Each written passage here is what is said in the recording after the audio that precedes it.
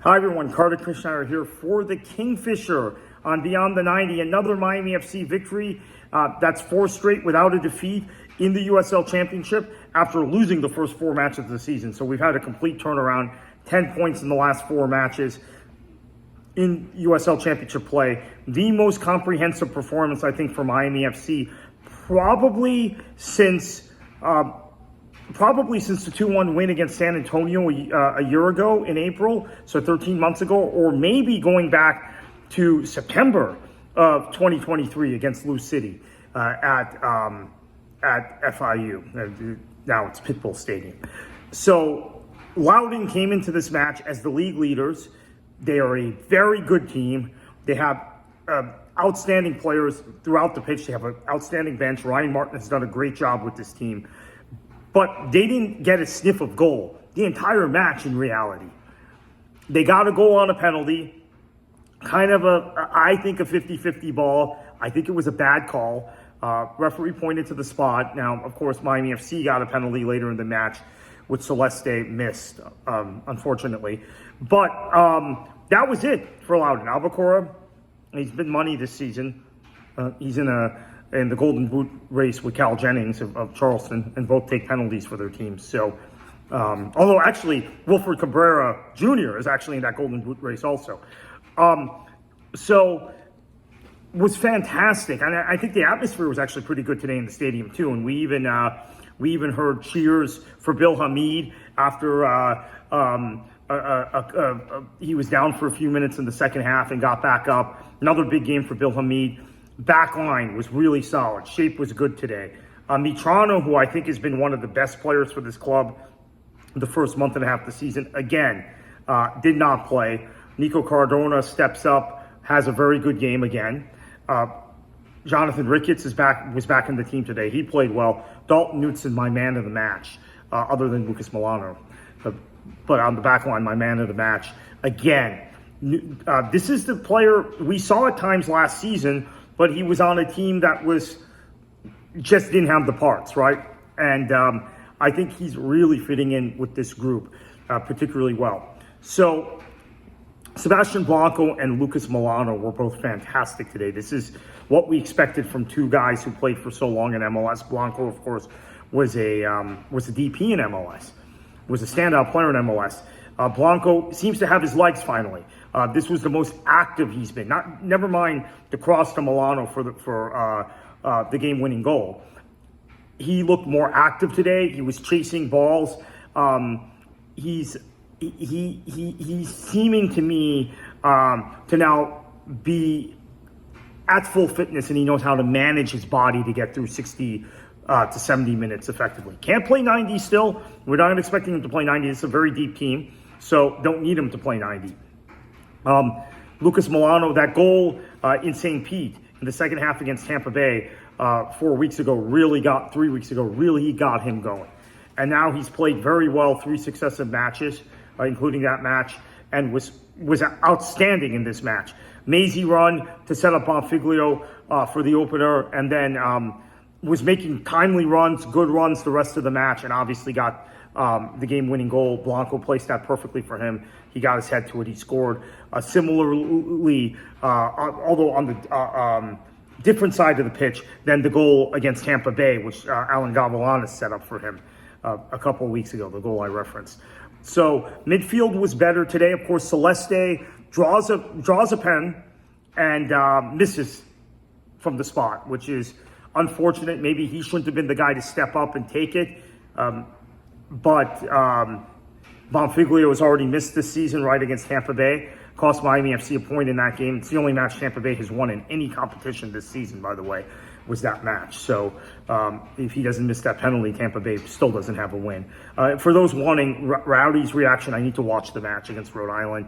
I'll have a Florida Soccer Report video about the Rowdies probably Sunday morning.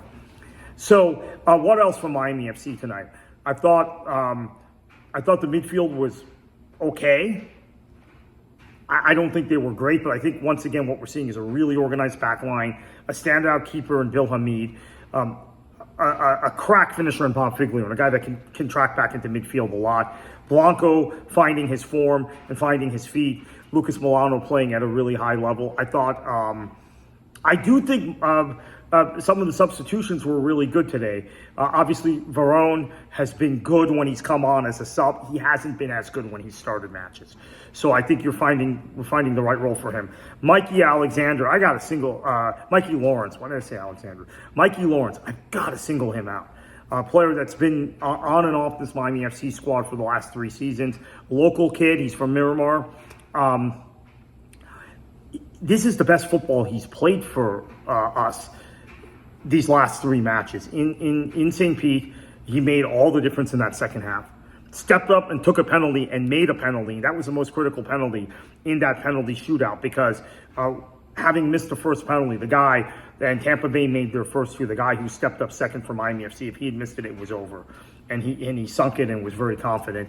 But he had a huge impact on the way that second half went in Tampa Bay. He came on and played very well in Monterey 2 weeks ago. And then tonight, holding the ball up, his play in the corner, basically being able to play in a wide area, but kind of as a hold-up physical striker, was able to beat guys one-on-one.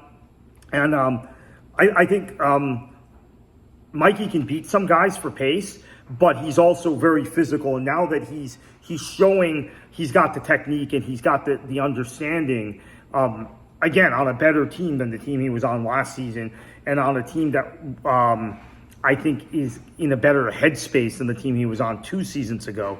That team was supremely talented 2 seasons ago. That was a team that I think probably had one of the highest payrolls in the league, and was, as it turned out, a bad team under Anthony Pulis and then Louis Neal. And Pulis put together what looked like a good roster, but the team, let's not talk about that, but I think this is the best culture, best kind of climate in the dressing room and with a team that Lawrence has been on since he's been with us. So I think that is benefiting him. So really comprehensive performance against a really good team.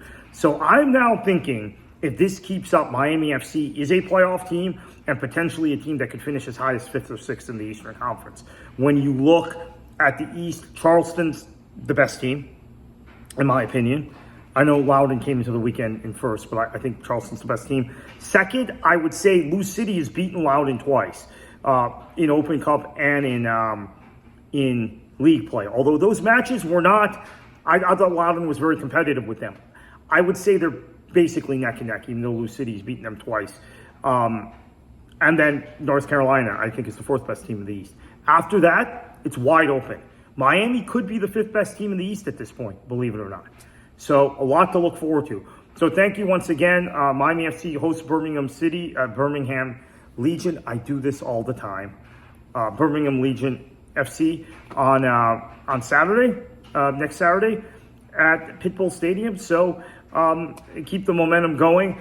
For those of you wanting Rowdy's reaction from me, I know that seems to be, I obviously track the analytics on this stuff. Rowdy's videos seem to get more, Rowdy's videos and Rowdy's podcasts and Rowdy's stuff in general seems to get more traffic on Beyond the 90 than anything, believe it or not, even for REL conversations. So we will have something on the Rowdies tomorrow. I have to sit and watch the match, and I know the result. I'm hoping this performance was better from Tampa Bay's perspective, but I don't know. But anyway, Miami FC, 2-1 winners over Loudoun. Really good value for that. Probably should have won by more. Again, Celeste missed a penalty, and I think there were a couple good saves by Farreau that kept the match at 2-1. But great performance, great 3 points for Miami.